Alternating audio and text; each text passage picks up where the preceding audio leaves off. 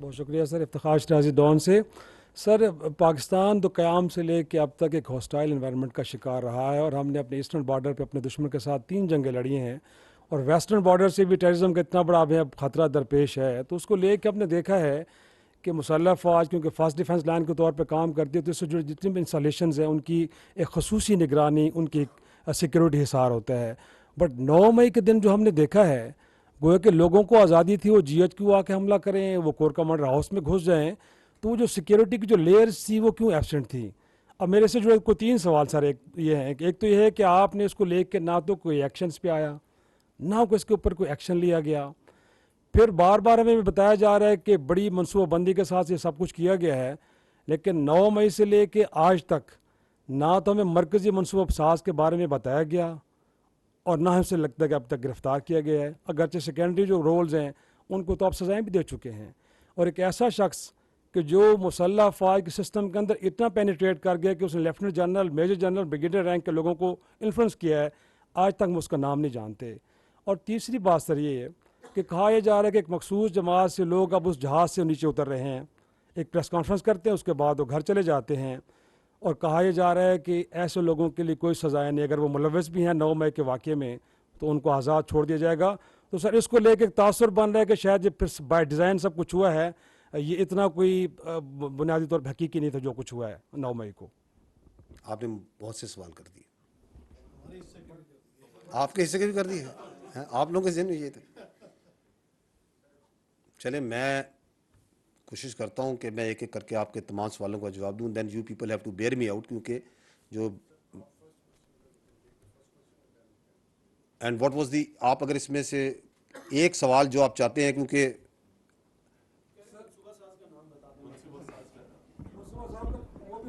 ساتھ میں سر یہ ہے کہ آپ کی طرف سے کوئی نہ ایکشن اس پہ ہوا، نہ کوئی ریئیکشن آپ نے دیا. پیپل لوگوں کو ایک فری واک ملی ہے اس دن، وہ گئے ہیں، سب کچھ کرتے رہے ہیں، لیکن جو مسلح افواج کی جانب سے آئی سیکورٹی تھنک کہ کے یہ جو دوسرا پارٹ ہے نا، دس از کنسرننگ یو مور، تو میں پہلے اس کو ایڈریس کر لیتا ہوں کہ جی کہ یہ کیسے لوگ پہنچ گئے اور کیسے جلاؤ گھراؤ ہو گیا اور سب کچھ ہو گیا. آپ نے کہا کہ سیکورٹی ہوتی ہے، انسٹالیشن ہوتی ہے.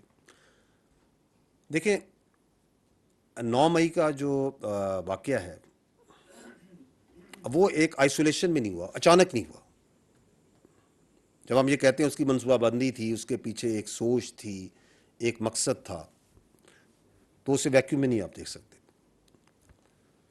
9 مئی کے واقعے کا مقصد یہ تھا کہ فوجی تنصیبات کے اوپر لوگوں کو بھیجا جائے، حملہ کرایا جائے، اور فوج کو اشتعال دلا کر فوج سے رد عمل لیا جائے، فوری رد عمل لیا جائے.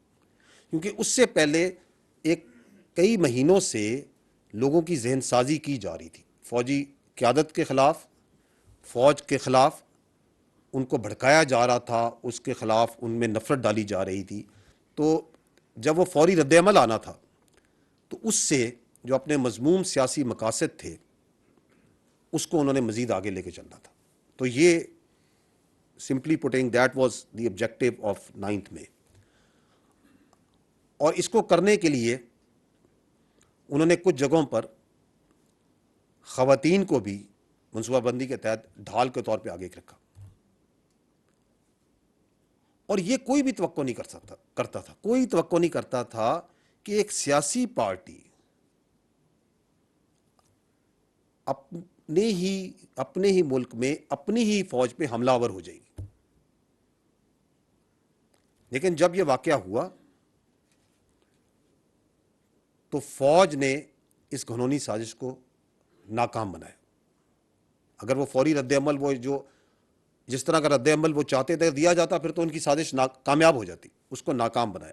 تاہم یہ ضروری تھا کہ جو گیرزنز ہیں، جو فوجی تنصیبات ہیں، جی ایچ کیو، جناح ہاؤس وغیرہ، ان کے جو تقدس کی، سیکیورٹی کی جہاں پہ کوئی کمی ہوئی ہے یا اس کو برقرار نہیں رکھ سکے، اس میں اگر کوئی غیر ارادی کوتاہی یا غفلت ہوئی ہے تو اس کا تعین کیا جائے.